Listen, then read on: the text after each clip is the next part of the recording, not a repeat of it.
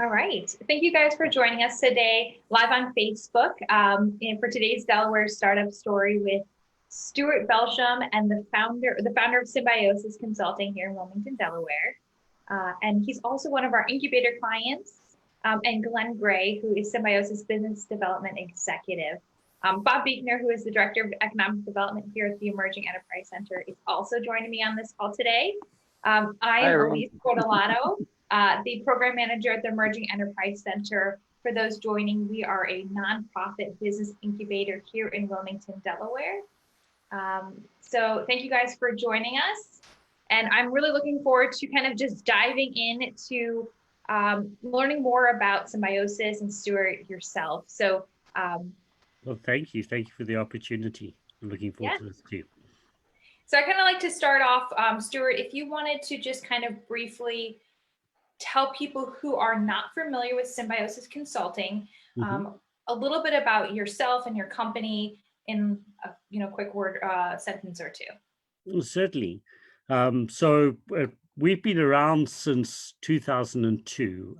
We build software, we help other people implement software, and we supply people to our customer community, which is everyone from a startup all the way through to large multinationals.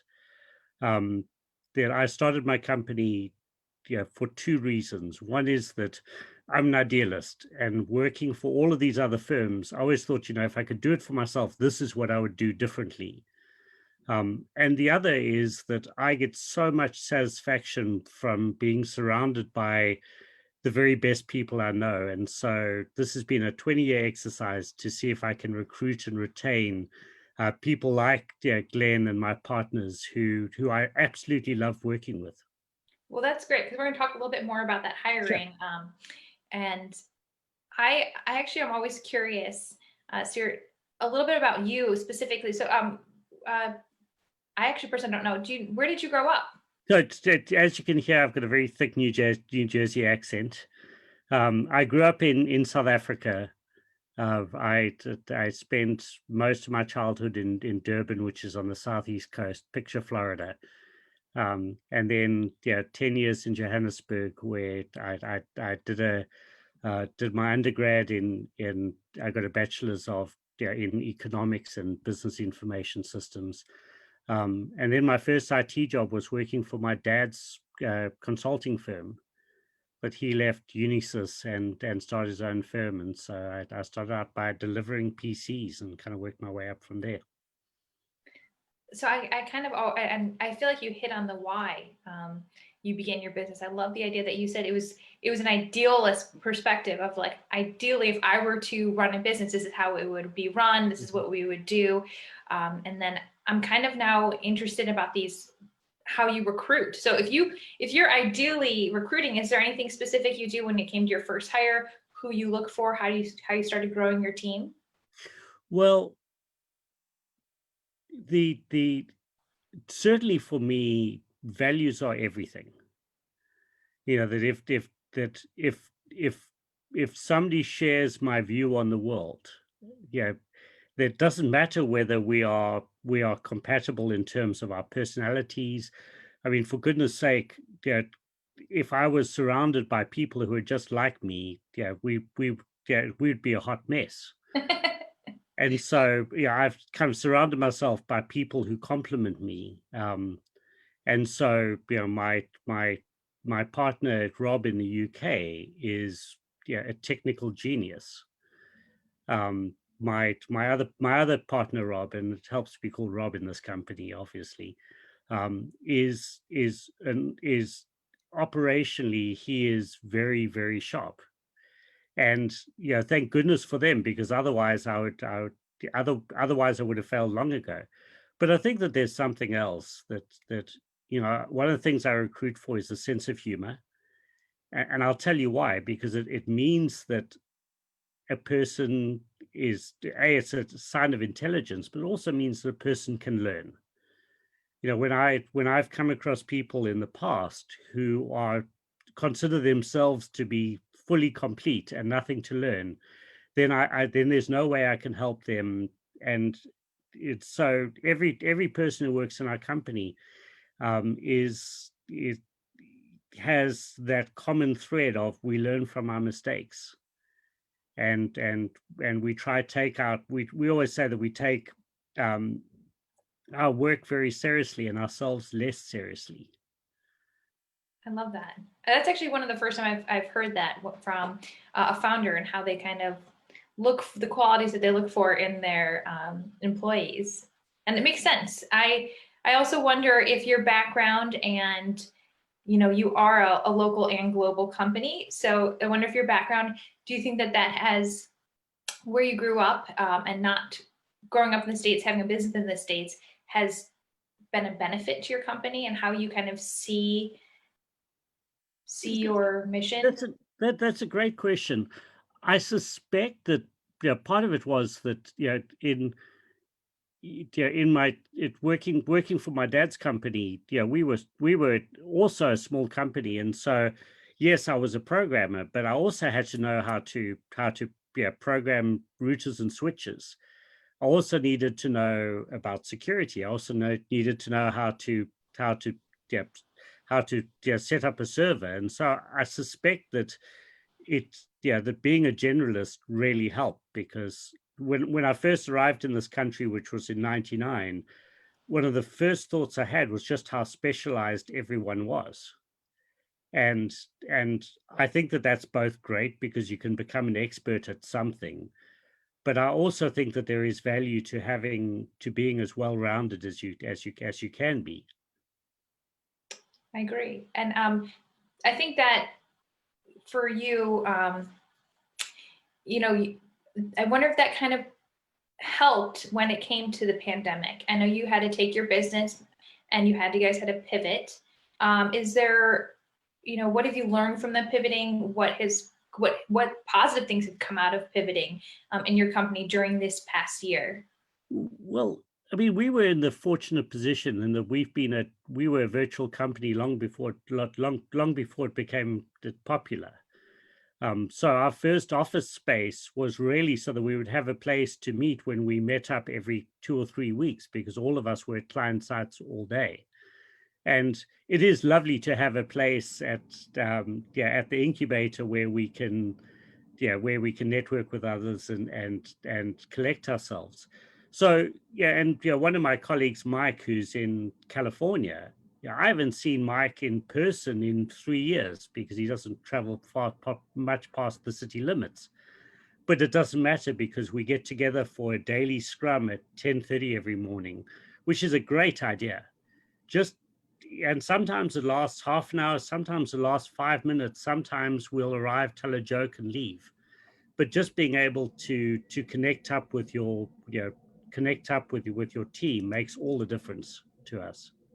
Having that kind of daily check-in Yeah, with your team, that's great. We actually here at the chamber do that every day at 9 a.m. So, and that's again, great. sometimes it's short, sometimes a little longer, but we all can check in with each other as well. And it's that actually flows from a conversation. We had a very large project that had its issues, and we sat down one day and I asked everyone to write down on a piece of paper the things that annoy them, that weren't quite the words I used, but the things that upset you. And one of the things that one of our developers in the UK said is that phrase, "Do you have a minute?" Because I said, when you ask for a minute, you take an hour of my time, because I've got to stop doing what I'm doing. I've got to concentrate on you, and it never just takes a minute. And by then I've lost my train of thought. So I may as well go have a cup of coffee or my lunch. Right. And so we designated from 10 a.m. to 11 a.m. at Eastern, when the programmers would be doing just catch up work and busy work. And after that, we only phoned them if we only contacted them if the building was on fire. I actually really love that too, because it also goes to show every person, and as a leader of a company, you kind of have to understand that has their own kind of working style.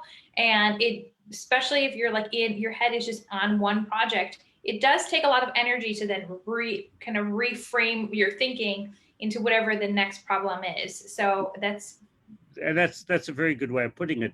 There's the switching cost between the strategic and the operational and the tactical. And there's a you know, I always say that if my wife and I are late for an engagement, that's not the time to be discussing the quality of our relationship. It would generally not end well. But likewise, if we're sitting on the beach somewhere in the Caribbean, do we care when we go out to dinner? No, we don't. And so yeah, the thinking is very specific to the mode you're in, and switching those modes is really expensive in terms of processing power. It really is, and that's good that you're aware of that. So, going to kind of yours, kind of specific company is a consulting firm, and when you started your company, a lot of entrepreneurs in the area talk about this funding. There's different ways of getting funding. There's either you're going for the contract, or you're trying to find the investor.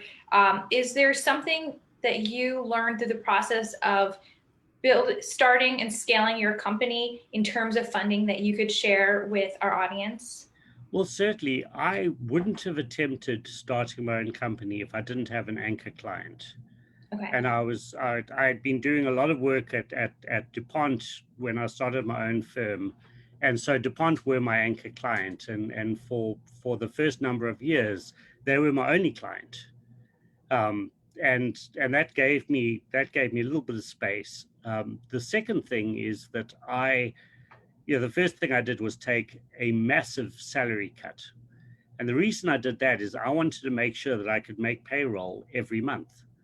And so I learned to live within my means, and I was able to provide that stability for home.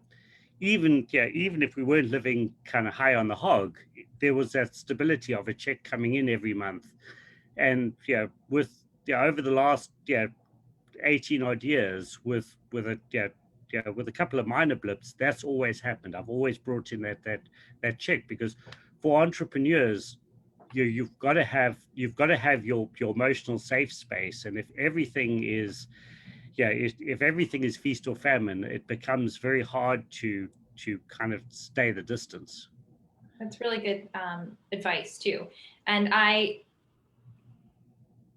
wanted to, what part of the question actually is like, that goes to if you are always in feast or famine, but is there anything that still today kind of keeps you up at night as a owner of a company? Well, I mean, there's certainly a lot that can keep me up at night if I let it. I always tell the kind of the half joke I tell people is that that I don't invite my financial director to marketing meetings because he's conservative and he wants to hide all of the money under the mattress. Just like I don't invite my marketing director to finance meetings because he's pie in the sky. The fact is, I'm that same person. And so it's disciplining my thinking to not worry about the things I shouldn't be worrying about during that meeting. But yes, cash flow is a huge problem. That what happens was when cash flows when cash flow is tight, I will spend the last week of the month looking to collect money, and that's time I'm not spending helping people discover new opportunities, solve new problems. And so there's a ripple-on effect that cash flow, if you can't sort out cash flow, you're sunk. But then cash flow is not the only important things, because you've actually got to you've got to be making a profit. And so so certainly the financial stuff, and whenever I've taken my eye off the ball, that's the one that will get you, is because yes, you've got all these great ideas and all these things you're doing. The hard numbers are the hard numbers. And kind of thinking about this and kind of preparing for it, one of the things that I recommend to every one of my clients, however big or small they are, is they get an advisory board. and start by offering them a cup of coffee once a month, so that you can put your financials together, you can put your plans together, and these are people you trust to give you direction, so that for once you can actually have somebody else lead you to say, no, you're heading down the wrong track here. You need to focus. These figures don't look so good. And if I'm the only one looking at the figures, then I can shrug my shoulders and go and have a stiff bourbon and then carry on. But if you've actually got the discipline of having people you trust, as a good place to include your spouse, if your spouse is not involved in the business, because that way, it's making yourself accountable to others, which I think has really helped me. That's great. I feel like you've talked a lot about everything from team building to, funding and cash flow. And now, this advisory board. Is there any piece of advice that you have received that you've kind of are so appreciative of, or a piece of advice you'd give to another entrepreneur who's thinking about starting a business? Ooh, wow. There have been so many. And that's, that the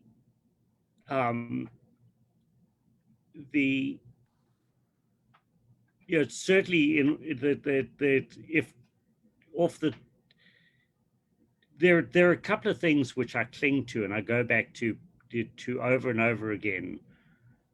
One of them is a Maya Angelou quote, which is that they'll forget what you say, they'll forget what you do, they'll never forget how you made them feel. That's true. And that something I've been so conscious of is just when I mess up, but hopefully I don't do that all that often. But that there is this people will forgive everything, but people will remember the feelings that you invoke in them. And so the other thing is that seek out peers, mentors, people you can help who share your DNA, who share your reason for waking up in the morning. And because I get so much energy from those people, those people I've met over time who, when I give them a call to check up on them, I wind up getting more from them than I give. And that really helps. It's just because, to be an entrepreneur, you've got to have just the right amount of ego. You've got to have just enough so that you can look at yourself in the mirror and know that there's no safety net, and be at peace with that. But at the same time, you need humility, and finding that balance, I always find hard. And I'm very forgiving of when I come across other entrepreneurs who perhaps come across as overbearing, or because this is hard. That might to a large extent, my salary check is entirely dependent upon what's happening, how I comport myself. Yeah, I think those are, honestly, I feel like both are just really great advice for emerging entrepreneurs. And I actually, right now, I invite Bob and Glen to join us on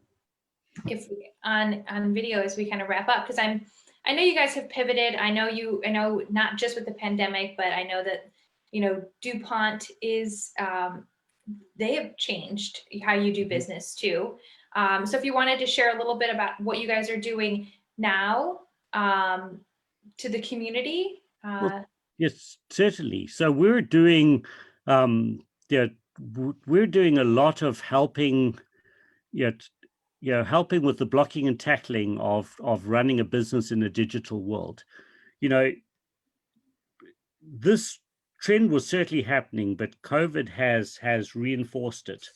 That you have 75-year-olds who are starting to get groceries delivered at home, and people have expectations of a digital experience that go beyond, well, I need a website for my business. Why do you need a website for my business? So that they know I'm a legitimate business. And it's far beyond that, that people have an expectation of it, of a digital experience. I tell the story of, I wanted to buy a book for my son. So I dialed up a local bookstore because I like supporting local bookstores. And I got through a telephone tree that finally led to somebody's mailbox being full. So I said, oh, okay. And then I went onto their website, and their website looked like it was like late 90s. And I could not for the life of me find anything other than a contact form where I could ask for this book. And so I went to the big book retailer, even though I wanted to support my local business.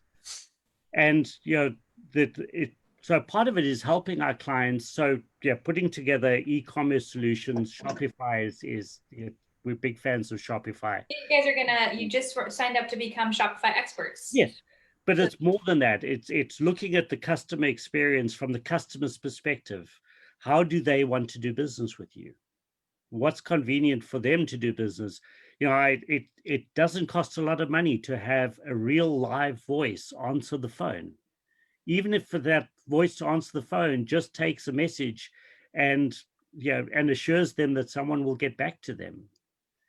Those kinds of things, and it's a whole lot of it.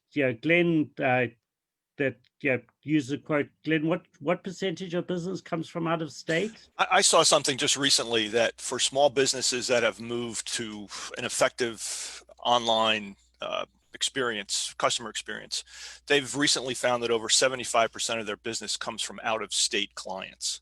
Wow. So if you're a small business, historically you've survived on walk-ins, and in this post-COVID world, I'm not sure that's enough anymore for a variety of reasons. And I think that's one of the reasons we're really focused on our small business population now, that they've got to make this move, or it's going to be very difficult to survive, because that online digital experience has become so important.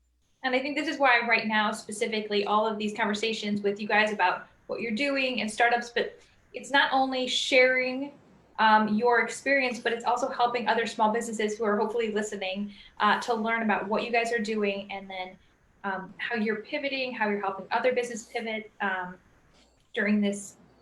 Honestly, it's not going to change. This is now a digital world, and businesses need to embrace and evolve to survive. This has become the new normal. I mean, like it or not, and I've been around a very, very long time, so I've seen it. I've seen it change, go through its cycles. But this is the new norm. You've got to have that online experience based on what the customer wants. Yes, Bob. Glen, Stewart, I think the one thing that may be different is once we get back into live, we're going to have to all still figure out how do we integrate these on both bases. I think the last 12 months has been completely digital. We're never going to go back to completely live, and we're going to have to find that common ground. And how do you help your clients look for that kind of solution in the future? Well, and the other thing, Bob, is that the millions of dollars that you will waste over the years on the wiring closet. So you get the best of breed CRM system so you can manage your customers, and the best of breed accounting system. And then you've got yourself a digital e-commerce environment. And then you spend, and I picture those kind of 1960s switchboard operators who are trying to get all of these things. And, back when I worked at DuPont, we went to go look at a system that Pioneer Seed had. And I looked at them and said, how correct are these figures? And they said they're incorrect, but they're within a margin. And they said, a man with one watch knows the time, a man with two is never sure. And there is this decide what matters, focus on that, focus obsessively on that, and carry on doing it over and over and over again, and ignore the noise. For expenses for us run at about somewhere between 6 and 8% of revenue are our operating expenses. If they run between 6 and 8% of revenue, occasionally we'll look at one of the accounts and say, is there something we can do better? That's not the problem. So we tend to just, yes, we make sure that everything balances up. That's not where we're going to spend our energy. And so I think for lots of our clients, as you so correctly pointed out, how do you integrate that live and digital world? It's getting obsessive about the same things regardless of the channel that they came in on. Yep. Do I have a better experience when I walk into the store, or when I dial up, or when I go onto the website? It all has to be. Hopefully all three. It's an excellent Hopefully all experience three. with this company. The answer should be yes. Yeah, the answer. Yeah, I mean, Bob, back to your question. I think that's the challenge for small business owners, is how much do I focus on my historical walk-in business versus how much do I focus on my online business? Because it will change some of the skill sets that you need. When you're a small business and it's all walk-ins, you know how to manage inventory, you know how to handle distribution, you know how to handle shipping. It's all done right here. When you're online, that changes dramatically, and how you have to look at your supply chain, whatever you want to call it, and how you manage your business. And I think that's one of the beauties of a platform like Shopify, is it sort of does some of that for you. And you're now bringing best of breed expertise into your organization that might take you a long time to grow yourself as a small business. Absolutely. And my advice for the bookstore that we talked about was, the answer to can you get this book is yes, it'll be here in 3 days. Unless you really can't find it in all of Christendom, get the book. Because what you're doing is, whether you make $0 on that book or not, it doesn't matter. The fact is that the message you want your customers to get is that you will be able to get in this book. It's not about the profit. It's about that experience of, I asked for a book, they sourced the book. Because if I can source the book, then the bookstore should be able to source it. Right. That makes total sense. How do we support them in whatever channel we're using? Yeah. Wonderful. Well, with that, I just want to thank you both for joining us today for your startup story. I know that those who are watching may want to find out more about who you guys are. I put your URL in the description of this video, but if you want to share how they can contact you, either online, through social media, however it is, email. That's the easiest is sales@symbionet.net. symbionet.net. Perfect. Thank you so much, and really enjoyed this, and thanks for your time. Wonderful. Thank you guys. Thanks for sharing Thank you guys. Thank you very much. experience. Take care. Have a good one. Take care now. Bye-bye.